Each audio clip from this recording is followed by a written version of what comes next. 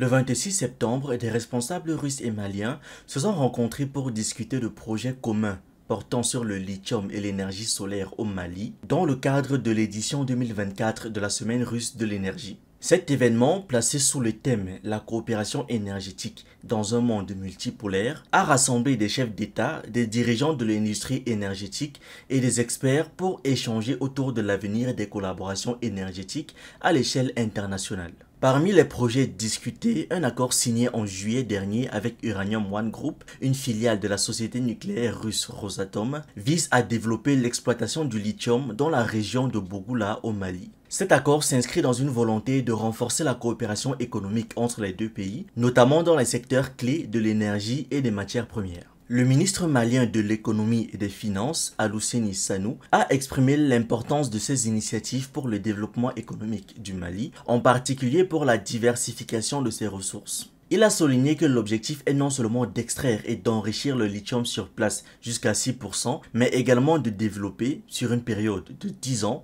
des infrastructures locales capables de produire des batteries à partir de ce lithium, permettant ainsi au pays de tirer un meilleur parti de ses ressources naturelles. Ces projets de coopération axés sur l'exploitation durable des ressources énergétiques pourraient jouer un rôle clé dans l'industrialisation du Mali et contribuer à une plus grande indépendance énergétique du pays, tout en s'inscrivant dans une dynamique internationale de transition énergétique. Bamako cherche à renforcer ses secteurs stratégiques en s'appuyant sur des partenariats avec des pays amis dont la Russie. Le ministre malien de l'économie et des finances, Alousseini Sanou, a déclaré que des ressources comme l'uranium, le gaz et le lithium sont considérés comme des produits stratégiques pour le développement économique du pays. Il a également souligné l'importance de renforcer les relations économiques avec des alliés tels que la Fédération de Russie, qui joue un rôle clé dans ces projets. En juillet dernier, le ministère malien des Mines a signé un protocole d'accord avec Uranium One Group, une filiale de la société russe Rosatom, pour un projet d'exploitation du lithium dans la région de Bougoula au sud du Mali. Ce projet, centré sur l'extraction de ce minerai essentiel pour les technologies modernes, devrait permettre au pays de s'inscrire durablement dans la chaîne de production mondiale de batteries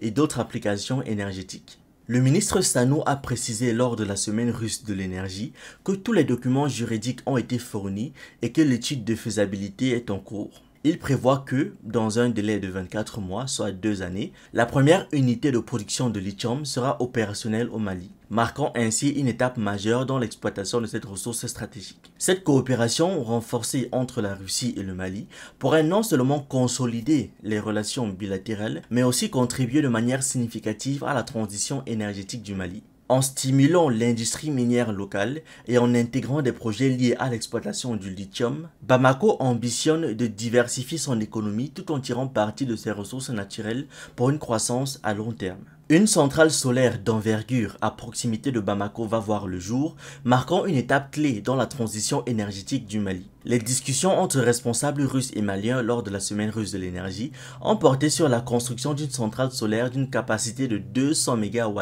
à Sanankoroba, à environ 30 km de la capitale. Ce projet, mené par Nova Wind, une filiale de Rosatom, vise à renforcer l'indépendance énergétique du pays en augmentant de 10% sa production électrique selon les déclarations du PDG de Nova Wind.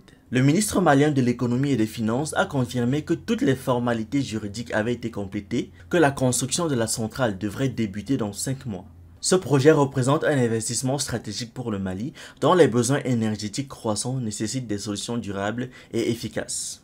Pour le Mali, ce projet de centrale solaire n'est qu'une des étapes vers une modernisation de son infrastructure énergétique et une réduction de sa dépendance aux sources d'énergie traditionnelles. Merci d'avoir regardé cette vidéo, n'oubliez pas de liker, de partager et de donner votre avis en commentaire. Vous pouvez aussi nous suivre sur nos différentes plateformes Facebook, YouTube, TikTok et surtout sur le réseau social africain Diba World, disponible sur Android et iOS. Pour ceux qui le souhaitent, vous pouvez aussi rejoindre notre communauté WhatsApp. Tous les liens utiles sont dans la description.